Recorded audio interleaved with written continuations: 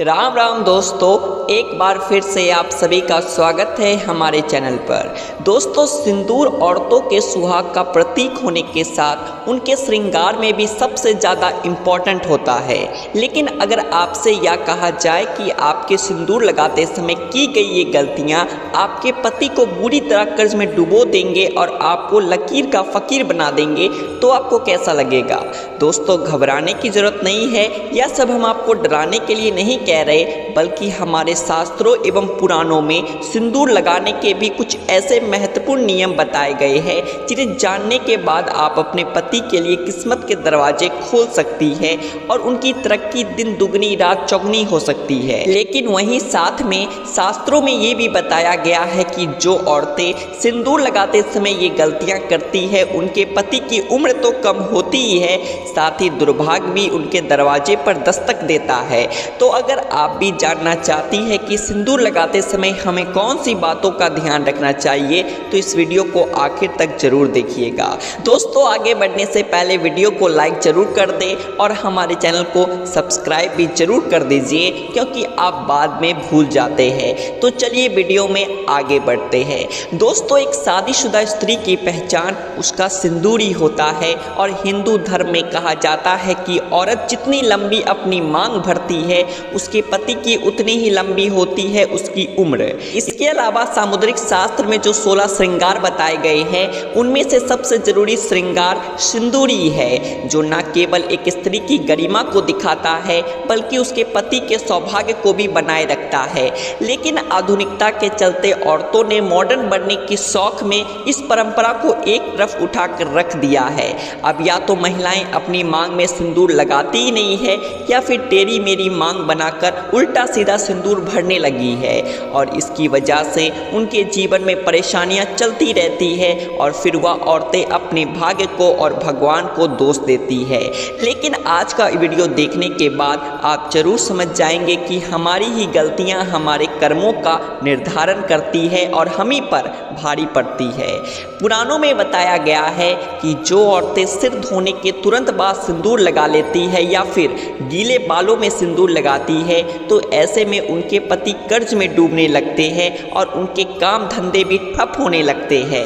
साथ ही आपको ये भी बता दें कि शास्त्रों के अनुसार गीले बालों में सिंदूर भरने से इसका प्रभाव महिलाओं के मन पर पड़ता है और उनके मन में बुरे बुरे विचार आ सकते हैं, और ऐसा करने से पति पत्नी के रिश्ते में लड़ाई झगड़ा और परिवार में कलेश हो सकता है।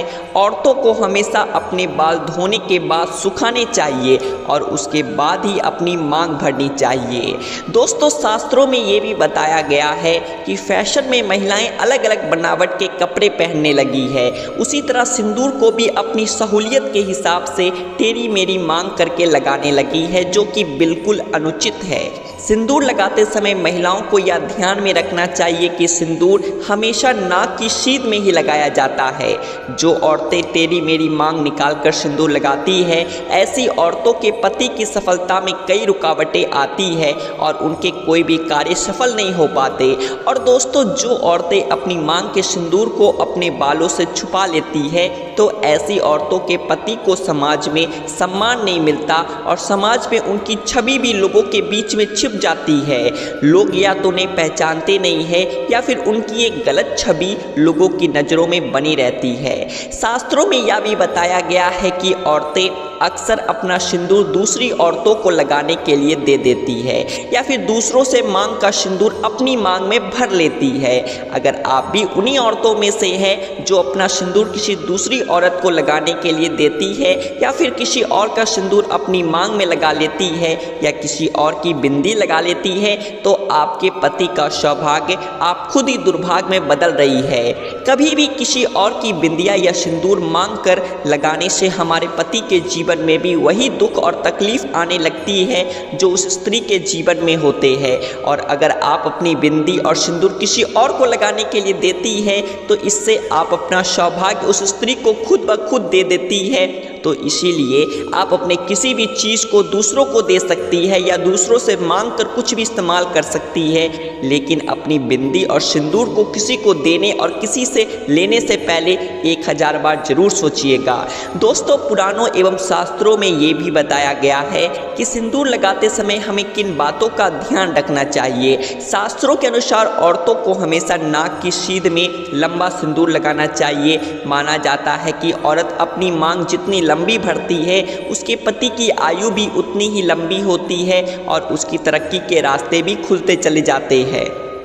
अगर आप एक कामकाजी महिला है और हर रोज़ सिंदूर लगाना आपके लिए मुमकिन नहीं है तो आप यह ध्यान रखें कि 30 त्यौहार के मौके पर सिंदूर जरूर लगाएं और हो सके तो जब भी आप किसी मंदिर या फिर पवित्र स्थान पर जाएं तो वहां का सिंदूर लेकर अपनी मांग में जरूर भरें। और जिन स्त्रियों की नई नई शादी हुई है वे अपनी शादी का सिंदूर संभाल कर रखें और उसी सिंदूर में और सिंदूर मिलाकर लगाते रहे और कम से कम 40 दिनों तक यह सिंदूर जरूर लगा कर रखे। शास्त्रों में यह भी कहा गया है कि 30 त्योहारों के मौके पर, करवा चौथ पर अपने पति से सिंदूर लगवाना भी आपके सौभाग्य को बढ़ा सकता है। महिलाओं को यह ध्यान रखना चाहिए कि सिंदूर लगाते समय अगर सिंदूर उनकी नाक पर गिरता है तो उनके पति की आयु बढ़ जाती है। वहीं अगर सिंदूर गलती से जमीन पर गिर जाता है तो इससे महिलाओं के जीवन में जरूर कोई न कोई संकट आने वाला होता है। तो सिंदूर लगाते समय इन बातों का विशेष ख्याल रखना चाहिए। हमारे हिंदू धर्म में एक कथा प्रचलित है कि वनवास के बाद जब एक बार सीता माता अपनी मांग को सिंदूर से भर रही थी तब हनुमान जी सीता माता के पास जाकर पूछते हैं कि माता आप यह क्या कर रही है। तब सीता माता ने हनुमान जी को बताया कि वह श्री राम की लंबी आयु के लिए अपनी मांग में सिंदूर भर रही है, इससे श्री राम प्रसन्न होते हैं। तब हनुमान जी ने सोचा कि अगर इतना सा सिंदूर लगाने से उनके प्रभु की आयु बढ़ सकती है तो क्यों ना वह अपने पूरे शरीर पर सिंदूर लगा ले। और तभी से हनुमान जी पर सिंदूर चढ़ाने की प्रथा बन गई। तो देखा आपने, अगर सिंदूर में इतनी शक्ति है कि वह भगवान की आयु बढ़ा सकता है तो इंसान की तो बात ही क्या है। तो दोस्तों, सिंदूर वास्तव में एक महिला के सौभाग्य से जुड़ा होता है क्योंकि हर एक इंसान के भीतर 7 चक्र होते हैं और जो महिलाएं नियमित रूप से सिंदूर लगाती है उनका 7वां चक्र यानी कि आज्ञा चक्र बिना किसी मेहनत के, तपस्या के एक्टिवेट हो जाता है। और जब किसी व्यक्ति का आज्ञा चक्र जागृत हो जाता है तो उसे परिस्थितियां भांपने की शक्ति मिल जाती है। तभी तो महिलाओं को आगे होने वाली घटनाओं का अंदाजा बाकी लोगों से पहले ही हो जाता है। आपको बता दें कि बड़े बड़े तपस्वियों को अपना आज्ञा चक्र को जागृत करने के लिए गहन तपस्या करनी होती है। वहीं महिलाएं अपना आज्ञा चक्र केवल अपनी मांग में सिंदूर लगाकर ही जागृत कर सकती है। वहीं विवाहिता के लिए तो सिंदूर न केवल उनके सौभाग्य बल्कि सुहाग का भी प्रतीक है और वह स्त्रियां अपने पति के हृदय में एक विशेष इज्जत भी प्राप्त करती है जो अपने पति के नाम की मांग हर रोज भरती है। तो दोस्तों, औरतों को यह हमेशा ध्यान रखना चाहिए कि सिंदूर न केवल उनके पति की आयु लंबी करता है बल्कि उनकी चेतना शक्ति को भी जगा देता है। तो सिंदूर लगाना न केवल उनके पति के सौभाग्य से जुड़ा है बल्कि स्त्रियों की मानसिक शांति से भी जुड़ा है। हर रोज सिंदूर लगाने वाली स्त्रियों का मंगल मजबूत रहता है। तो उम्मीद करते हैं प्रिय दोस्तों की मांग भरने के ये कुछ खास जानकारी आपको पसंद आया होगा। तो आशा करते हैं अभी से आप भी इन सभी बातों का विशेष से ध्यान रखेंगे। तो इसी के साथ एक बार प्यार से कमेंट बॉक्स में लिखिए राधे राधे।